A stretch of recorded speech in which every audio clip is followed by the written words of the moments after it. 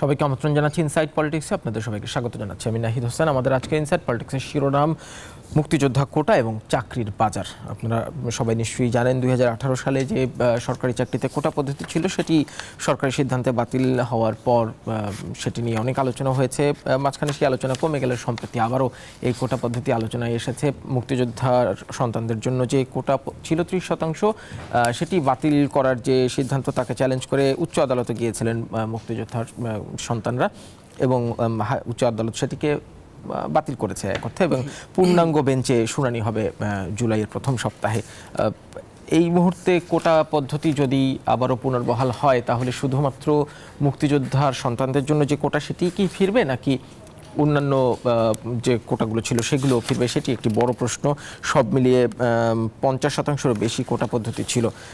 আমরা একটু সে বিষয়ে আলোচনা করতে চাই, এবং এই কোটা পদ্ধতির পাশাপাশি চলতি বাজার, চাকরির বাজারের কি অবস্থা, তার উপরে কতটা প্রভাব ফেলতে পারে সেটি নিয়ে একটু আলোচনা করবো। আমাদের সাথে আজকে আছেন, আমাদের আমন্ত্রণে সাড়া দিয়ে উপস্থিত আছেন বিচারপতি শামসুদ্দিন চৌধুরী মানিক, সুপ্রিম কোর্টের আপিল বিভাগের অবসরপ্রাপ্ত বিচারপতি। আপনাকে আমন্ত্রণ জানাচ্ছি বিচারপতি। ধন্যবাদ আপনাকে। আমাদের সাথে হয়তো কিছুক্ষণ পরে যুক্ত হবেন সিনিয়র সাংবাদিক জনাব শওকত মাহমুদ, আমরা তার জন্য অপেক্ষা করব। তার আগে আপনার কাছে একটু জানতে চাই বিচারপতি মানিক, যে একদম লেটেস্ট ঘটনা থেকেই যদি একটু ব্যাকওয়ার্ডে জানতে চাই আপনার কাছে, যে যদি উচ্চ আদালতের এই যে সিদ্ধান্ত, যে রায়, সেটি যদি আপিল বিভাগের পূর্ণাঙ্গ বেঞ্চে সাস্টেইন করে, তাহলে কি মুক্তিযোদ্ধা 30%-এর কোটাই ফিরবে, নাকি যে মামলাটা যেটা হয়েছে সেটা কিন্তু এই মুক্তিযুদ্ধের কোটা নিয়েই, সুতরাং অন্যগুলো ফেরার তো ব্যাপারে তো আর আপিল বিভাগ তো ওইভাবে আর রায় দেবে না, কারণ সেটি আপিল বিভাগের বিবেচনার বিষয়বস্তু নয় এখন, শুধু মুক্তিযুদ্ধের কোটা। আমি এখানে খুব স্পষ্টভাবে একটা কথা বলতে চাই, যে বাংলাদেশের প্রশাসনে এখন পুলিশে, এমনকি নিম্ন আদালতের বিচারকদের মধ্যে বহু জামাতি, বহু শিবিরের লোক, বহু তালেবানি ঢুকে পড়েছে। এটা আমরা প্রতিনিয়ত কিন্তু দেখতে পাচ্ছি। ঢুকে পড়েছে এই জন্য যে তাদের তো চাকরিতে বাধা দেওয়ার মতো কোনো আইন নাই, বা হতেও পারে না। যেমন জার্মানিতে এখনও কিন্তু নাজিদের অনেক বিষয়ের উপর নিষেধাজ্ঞা রয়েছে। আমাদের দুর্ভাগ্যবশত আমাদের দেশে কিন্তু ওই ধরনের কোনো নিষেধাজ্ঞা নেই। তো অন্তত এই যে 30% আপনার যে কোটা, মুক্তিযুদ্ধের আপনার ইসেদের ছেলেপেলে সন্তানদের ব্যাপারে যে কোটাটা, এই 30%-এর মধ্যে আমরা নিশ্চিত থাকতে পারি যে 30%-এর একটা বিরাট অংশ কিন্তু, যেহেতু তারা মুক্তিযোদ্ধাদের সন্তান, তারা কিন্তু মুক্তিযুদ্ধের চেতনার বিরোধী হবে না। তারা জয় বাংলার পক্ষে থাকবে, জয় বঙ্গবন্ধুর পক্ষে থাকবে। সোজা কথায় তারা মুক্তিযুদ্ধের পক্ষে থাকবে। এই 30%-এর একটা বড় অংশ, বুঝলেন। আমি অবশ্যই এটা বলছি না যে বাকি 70% আপনার রাজাকার, আলবাদার বা ইসে কি বল জামাতি, শিবির, এটা আমি বলছি না। তাদের মধ্যে অনেকেই আপনার মুক্তিযুদ্ধের চেতনায় বিশ্বাসী আছে, কিন্তু ওই 70% তাদের মধ্যে থেকে তো আপনার জামাতি থাকবে, শিবিরের লোক থাকবে, তালেবানি থাকবে, পাকিস্তানপন্থী থাকবে, যারা দেশকে এখনও পাকিস্তান বানাতে চাচ্ছে। আমরা তো প্রশাসনে কি আমরা ওই ধরনের লোক চাই? আমরা মোটেও চাই না যে পাকিস্তানপন্থী লোক, আপনার ধর্মান্ধ লোক, সাম্প্রদায়িক লোক আপনার আমাদের প্রশাসন ভরে ফেলুক। এর মধ্যে তারা কিন্তু অনেক, আমি যেটা শুরুতেই বললাম, অনেকে কিন্তু ঢুকে পড়েছে।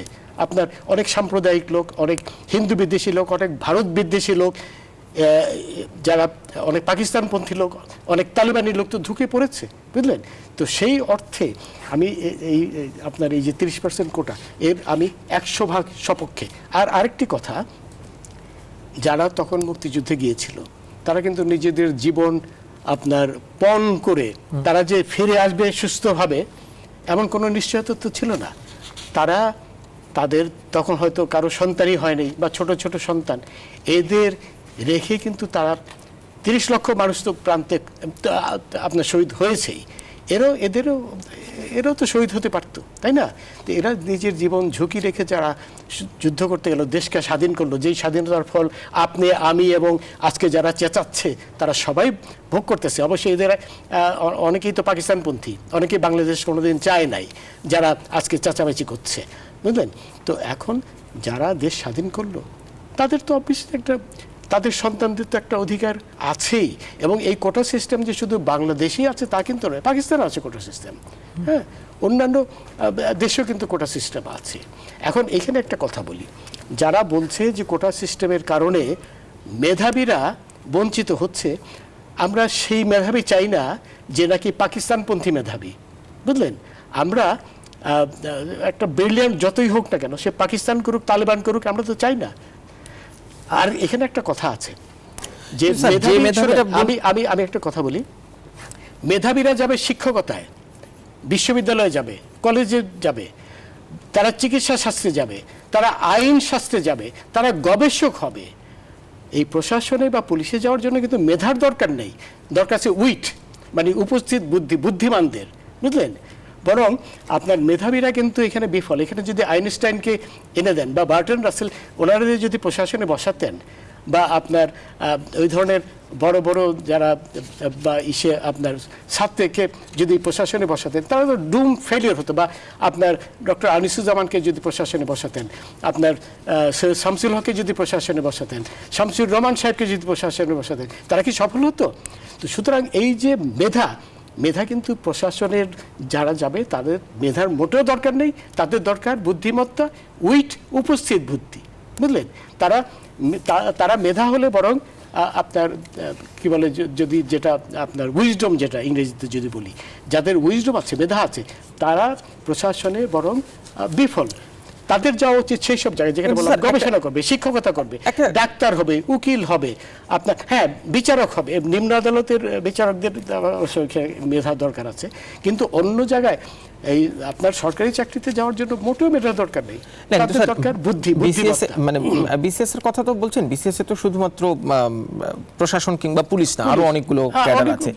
এখানে কোন জায়গায় এক্সেপ্ট বিচার তো অবশ্য আলাদা একটা বিচার ছাড়া আপনার এই বিসিএস এর অন্য কথা মেধা একেবারে আপনার অপ্রয়োজনীয়। মেধা বরং তাদের ঠিক আছে, কিন্তু মানে একটু তর্কের খাতিরে যদি একটু ধরে নেই যে তাদের বুদ্ধি, ধরে নিলাম যে 5% যারা বুদ্ধিমত্তা সম্পন্ন, বুদ্ধিমত্তাদের উপস্থিত বুদ্ধি আর বুদ্ধিমত্তা কিন্তু আলাদা জিনিস। ওয়াইজ হওয়া আর হ্যাভিং উইজডম, এই দুটো কিন্তু ভিন্ন তত্ত্ব। সেই উপস্থিত বুদ্ধির কথাই বলছি। উপস্থিত বুদ্ধি আর মেধার মধ্যে কিন্তু পার্থক্য আছে। হ্যাঁ, উপস্থিত বুদ্ধি আছে এমন 5 জন মানুষও যদি বঞ্চিত হয়, তাদের কি স্যার এটা সার্টেন ভাবে ধরে নেওয়া যেতে পারে যে তারা স্বাধীনতা বিরোধী? না, এদের যেহেতু আপনার যেটা আমি শুধুই বললাম, এই 30% আমরা ধরে নিতে পারি যে তারা স্বাধীনতার পক্ষের, মুক্তিযুদ্ধের চেতনার পক্ষের।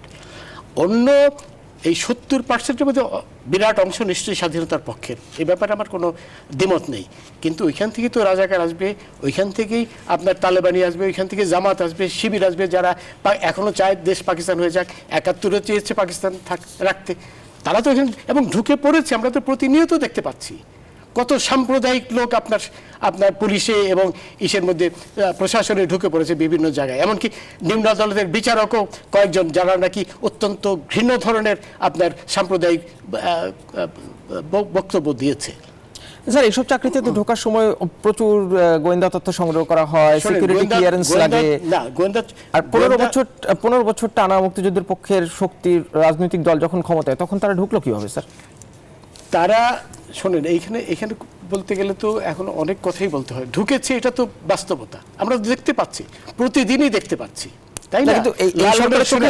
লালনের একটা অত্যন্ত জনপ্রিয় গান গাওয়ার জন্য এক লোককে পুলিশ আপনার জেলে নিয়ে গেল, সেই শরীয়তপুরের এসপি। এটা কিভাবে হয় বলেন? যে লালনের যে গান আমি প্রতিদিন গাই, আমি প্রতিদিন শুনি, যে সব লোকে কয় লালন কি জাত সংসারে, ওখানে দুটো লাইন ছিল, দুটো লাইনের হলো আপনার সুন্নত করলে হয় মুসলমান, নারী জাতির কি হয় বিধান। এই কথাটার মধ্যে কি আপনার ধর্মীয় অনুভূতির আঘাত আছে?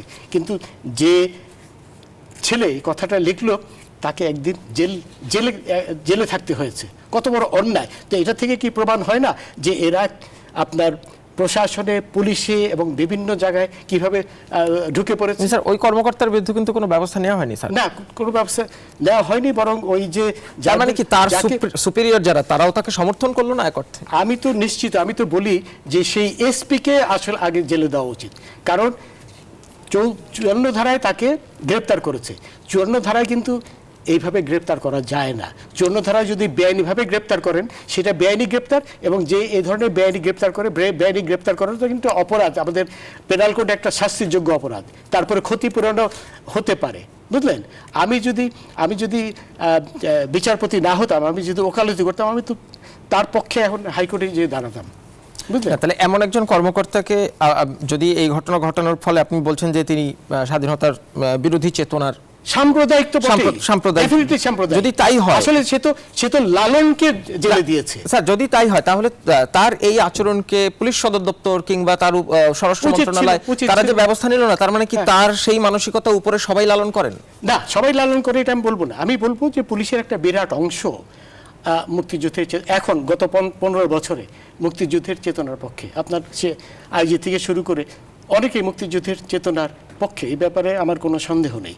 কিন্তু তারপরে আমরা দেখতে পাচ্ছি বিভিন্ন জায়গায়, আমরা এমনও দেখতে পেয়েছি যখন ওই যে আপনার দুর্গাপূজার সময় যে হচ্ছিল, আপনার হিন্দুদের উপর যে আক্রমণ হচ্ছিল, মন্দিরের উপর আক্রমণ হচ্ছিল, তখন একজন ইউএনও সে ওই যারা আক্রমণ করছিল তাদের পক্ষে কথা বলেছে।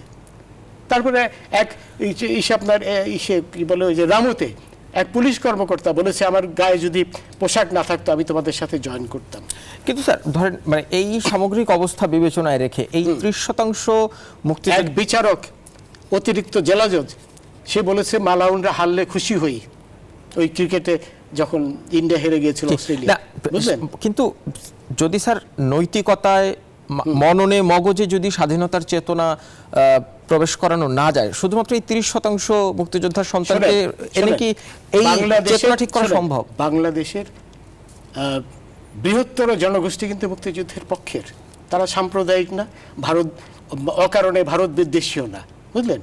কিন্তু একদল তো নিশ্চয়ই আছে যারা 71 ছিল, 71 ধরেন 20% মতো ছিল যারা বাংলাদেশের স্বাধীনতা চায়নি, যারা পাকিস্তান ভেঙে একটি অসাম্প্রদায়িক এবং ধর্মনিরপেক্ষ রাষ্ট্র সৃষ্টি হোক যারা চায়নি, ওদের সন্তানরা তো এখনো আছে, কিন্তু ওরা কিন্তু মাইনরিটি, ওরা দেশের বৃহত্তর জনসংখ্যা। তাদের এই কর্মকাণ্ড রুখে দেওয়ার জন্য কি পর্যাপ্ত আইন নেই দেশে?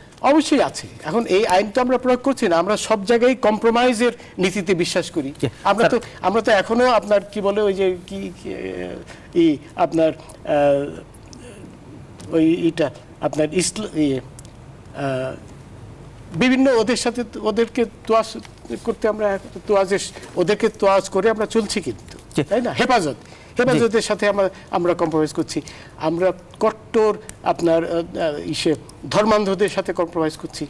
স্যার, এই কম্প্রোমাইজ তো এই যে প্রতিদিন ওয়াজ হচ্ছে, ওয়াজের মাধ্যমে বিদ্বেষ ছড়াচ্ছে। স্যার, এই কম্প্রোমাইজ আমরা তো ওদের প্রতিদিন অপরাধ। কিন্তু এই কম্প্রোমাইজ কি শুধু প্রশাসনের কর্মকর্তারা পুলিশ করেন? রাজনৈতিক নেতৃবৃন্দ করেন? স্যার, আমি এই প্রশ্নটি নিয়ে ফিরবো একটু বিরতির পর। প্রিয় দর্শক, ইনসাইড পলিটিক্সে একটা বিরতি নিচ্ছি, ফিরছি খানিকক্ষণ পরে, সঙ্গেই থাকবেন। বিরতির পর আবার আমন্ত্রণ জানাচ্ছি ইনসাইড পলিটিক্সে। আজ কথা বলছি মুক্তিযোদ্ধা কোটা এবং চাকরির বাজার নিয়ে। আমাদের সাথে আছেন বিচারপতি শামসুদ্দিন চৌধুরী মানিক, আর যেটি বলেছিলাম বিরতির আগে আমাদের সাথে যুক্ত হয়েছেন সিনিয়র সাংবাদিক জনাব শওকত মাহমুদ। আপনাকে আমন্ত্রণ জানাচ্ছি। আমরা আলোচনা করছিলাম এই কোটা পদ্ধতি নিয়ে। মুক্তিযোদ্ধার যে 30% কোটা ছিল সরকারি চাকরিতে মুক্তিযোদ্ধা সন্তানদের জন্য, সেটি সহ অন্য যে মোট 56% কোটা, সেটি 2018 সালের আন্দোলনের প্রেক্ষিতে বাতিল হয়। 2021 সালে মুক্তিযোদ্ধা সন্তানরা রিট করেন তাদের এই অধিকার নিয়ে। সেটি সম্প্রতি উচ্চ আদালত সরকারের যে সিদ্ধান্ত বাতিল করা সেটি বাতিল করে দিয়েছে এবং পূর্ণাঙ্গ বেঞ্চে শুনানি হবে জুলাই 4 তারিখ। আমি একটু প্রশ্ন করি, হাইকোর্ট বলেছে যে কোটা থাকবে, তার বিরুদ্ধে সরকার আপিল করেছে আপিল বিভাগে। সেটা তো প্রথম তো চেম্বার জজে যেতে হয়, চেম্বার জজ সেই এটা হস্তক্ষেপ করেনি, না করে এটা আপিল বিভাগের ফুল বেঞ্চে শুনানির জন্য পাঠিয়েছে জুলাই 4 তারিখ। প্রশ্ন হচ্ছে, মুক্তিযোদ্ধা সন্তানদের জন্য যে কোটা, সেটি নিয়ে কোটা বিরোধী যারা আন্দোলন করেছিলেন তাদের মূল বিতর্ক ছিল মেধাবীরা এতে বঞ্চিত হচ্ছে। এই জায়গায় আপনার একটু বিশ্লেষণ শুনতে চাই। এই 30% কোটা রেখে তাদেরকে মুক্তিযোদ্ধা সন্তানদের চাকরি দিলে কি আদৌ মেধাবীরা বঞ্চিত হচ্ছে, নাকি এই কোটা যে সংস্কারের দাবি সেটিও খানিকটা যৌক্তিকতা ছিল? দেখুন, যে কোনো কোটাই কিন্তু কোনো না কোনোভাবে মেধাবী বা যারা যোগ্য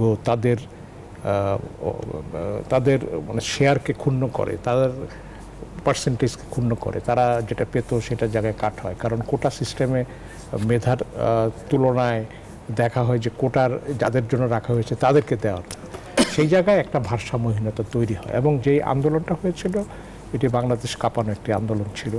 তরুণরা, বেকার তরুণরা এটা নিয়ে অনেক সোচ্চার হয়েছিল এবং সরকার বাতিল করেছিল। এখন যারা মামলা করেছে, হাইকোর্ট মামলার ব্যাপারে তাদের মামলায় রায় দেয়নি, এটা উচ্চ আদালতে গেছে। আমি মনে করি যে এখানে বিষয়টা কিন্তু এটার মধ্যে ব্যালেন্স থাকা উচিত। একদম কোটা সম্পূর্ণ উঠিয়ে দেওয়া কতখানি সঙ্গত হবে, আবার কোটা মানে মেধাবীদের যে জায়গা, সেই জায়গা আসতে দেওয়া কতখানি প্রতিবন্ধকতা হবে এটা বিবেচনা করা উচিত। তবে আমি মনে করি যে মেধার ক্ষেত্রে যেটা সর্বত্রই, যেমন আমার জেলা কুমিল্লা, তো প্রশাসনে কুমিল্লা জেলার কোটা নেই, তো কুমিল্লা জেলার ছাত্ররা কী করছে, তারা ভিন্ন জেলার স্থায়ী ঠিকানা দেখিয়ে অ্যাপ্লাই করে ঢুকে যাচ্ছে।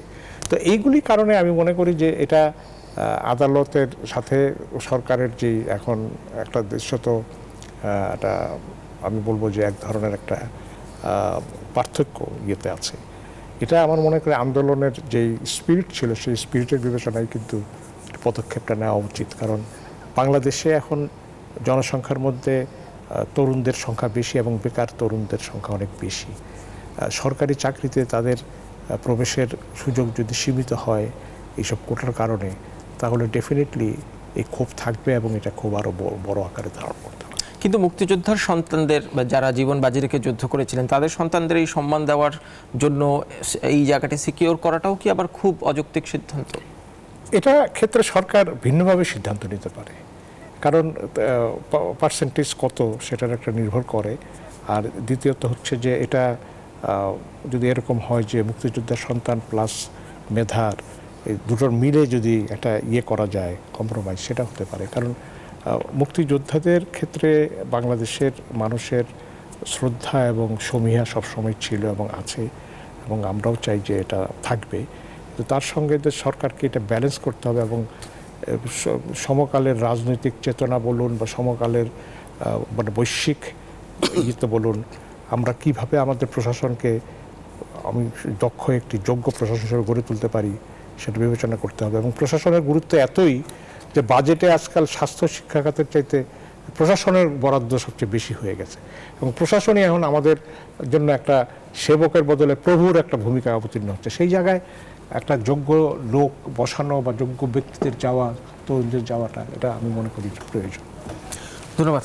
বিচারপতি শামসুজ্জামান চৌধুরী মানিক, যে প্রশ্ন আমি আবার রিপিট করছি যে আপনার স্টিফেন হকিন্সের মতন বিজ্ঞানী বা আইনস্টাইনের মতো বিজ্ঞানী, আপনার বার্টন রাসেলের মতো দার্শনিক, ছাত্রের মতো দার্শনিক, বা আমাদের দেশের সেই আনিসুজ্জামান সাহেবের মতো আপনার স্কলার, বা সৈয়দ শামসুল হক বা শামসুর রহমান সাহেবের মতো স্কলার, তাদের যদি আপনি অ্যাডমিনিস্ট্রেশন বসাতেন, তারা কি অ্যাডমিনিস্ট্রেটর হতে পারতো? কোনো অবস্থায় হতে পারতো না। কারণ এইখানে শওকত সাহেব যেটা বলেছেন, যোগ্যতা আর মেধা কিন্তু আলাদা জিনিস, বুঝলেন? এই স্কলাররা যাবে আপনার সাংবাদিকতা যাবে, ও পুরো আপনার শিক্ষক হবে, ডাক্তার হবে, আইনজীবী হবে, বা আপনার এইসব পেশায় যাবে তারা যারা নাকি স্কলার। আর প্রশাসন বা পুলিশে যাবে যারা বুদ্ধিমান। এই দুটোর মধ্যে আপনার কিন্তু পার্থক্য আনতে হবে। বুদ্ধিমান আর স্কলার দুটো আলাদা, একটা ওয়াইজ আর একটা হলো উইজডম, দুটো আলাদা, সম্পূর্ণ আলাদা। তাহলে মেধাবী বাদ দিয়ে যদি বলি, মানে বুদ্ধিমানরাও কি বঞ্চিত হচ্ছে? বুদ্ধিমানরাও কি বঞ্চিত হচ্ছে? না, বুদ্ধিমানরা এরা কি কম বুদ্ধিমান? বুঝলেন, এইখানে আর পার্থক্যটা কত? 19 আর 20, এর বেশি তো হবে না, বুঝলেন? তবে এবং আমি আবার রিপিট করি, আমরা একজন ব্রিলিয়ান্ট আপনার তালেবানি চাই না।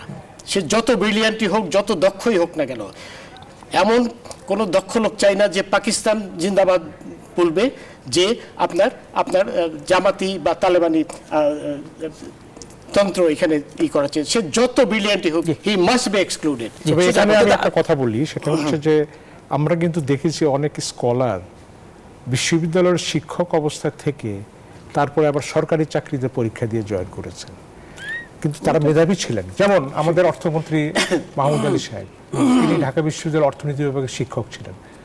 অর্থনীতি বিভাগে ভালো ফল করে তিনি শিক্ষক হয়েছিলেন, কিন্তু তিনি পরে প্রেফার করলেন যে প্রশাসনে আসবেন, এবং তিনি প্রশাসনে কিন্তু ভালো করেছেন। এবং আমি অনেককেই জানি যে যারা বিসিএস পরীক্ষা দিয়েছে, বিশ্ববিদ্যালয়ের ফার্স্ট ক্লাস ফার্স্ট হয়ে টিচার হয়েছে, তারপরে প্রশাসন সরকারি চাকরি। অনেকেই অপশন দিয়েছেন, কেউ এখন পুলিশ সার্ভিসে যাওয়ার জন্য আগে দিতে হলো কূটনৈতিক সার্ভিসে, এখন পুলিশ সার্ভিস, কাস্টমস, এইসব জায়গায় তারা যাচ্ছেন। এটা কেন যাচ্ছেন এটা সবাই জানে কি কারণে যাচ্ছেন। ক্ষমতার লোভে আর কিছু না। হ্যাঁ, কিন্তু আমার কথা হলো যে তারাই স্কলার, সেটা কিন্তু কিন্তু একই সঙ্গে তারা খারাপ জিনিস। প্রশাসনে ভালো করেছে। এটা একটা অন্য বিতর্ক। আমি যেটি জানতে চাচ্ছিলাম বিচারপতি মানিক আপনার কাছে, যে খোদ সরকারের অনেক তদন্ত রিপোর্ট, গোয়েন্দা সংস্থা, তাদের জামুকার অনেক তালিকা, যে মুক্তিযুদ্ধের পরে জন্ম নিয়েও অনেক অসংখ্য মানুষের মুক্তিযোদ্ধার সনদ আছে। এটা সত্য কথা।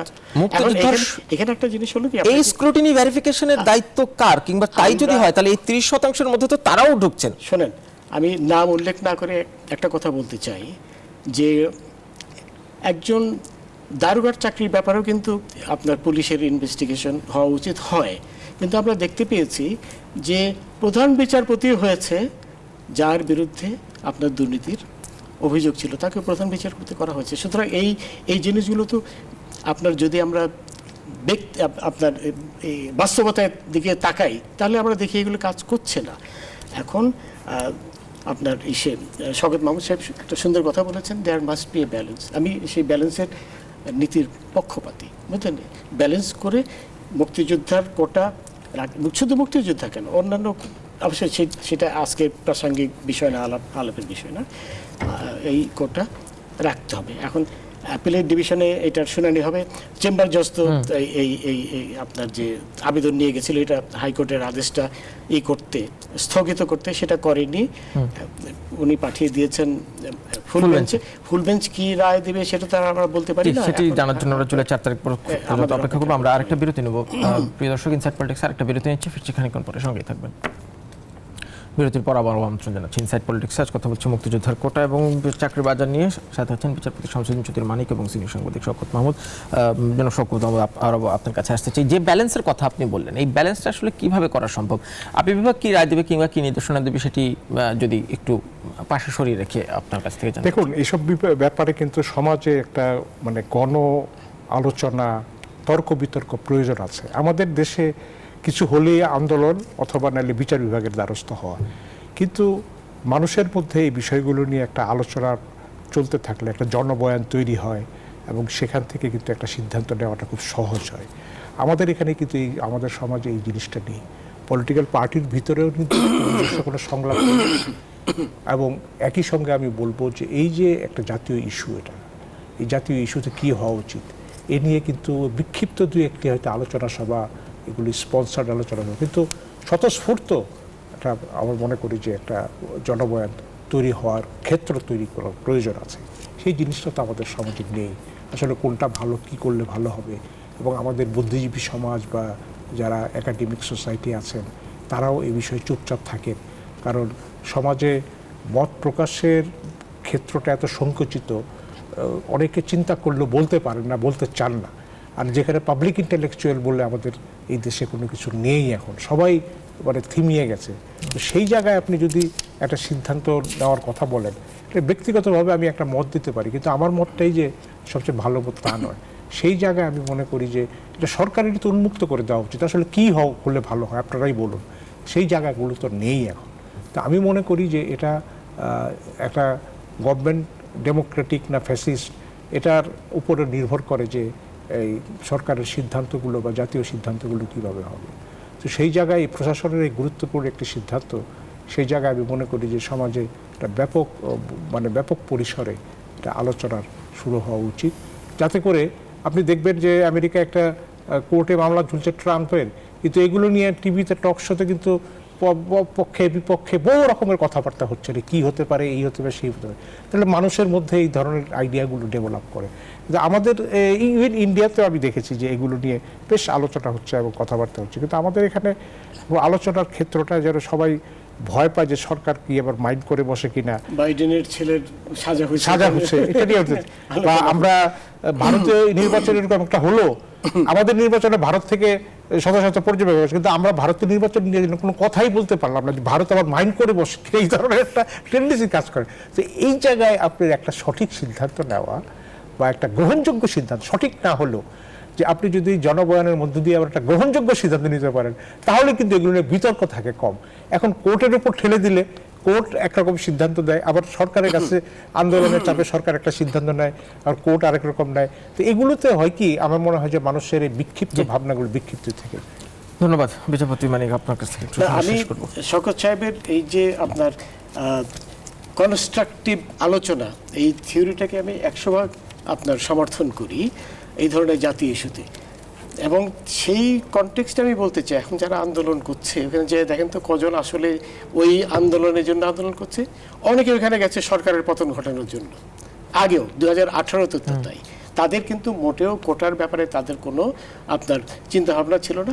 তাদের উদ্দেশ্য ছিল, যেহেতু একটা আন্দোলন মোটামুটি শুরু হয়েছে, ওখানে সব রাজাকার আলবাদার সবাই গেছে ওইখানে, যে সরকারের পতন কিভাবে ঘটানো যেতে পারে এইটাই। এবং এটাই হচ্ছে আজকে দেখেন আপনার পৃথিবীর অন্যান্য দেশের দিকে যদি আমরা তাকাই, প্রচুর আলাপ আলোচনা হচ্ছে এই ইসরায়েলি যে এই আপনার আক্রমণ গাজার উপরে, সেটা নিয়ে সারা পৃথিবীব্যাপী কিন্তু আলাপ আলোচনা হচ্ছে, তাই না?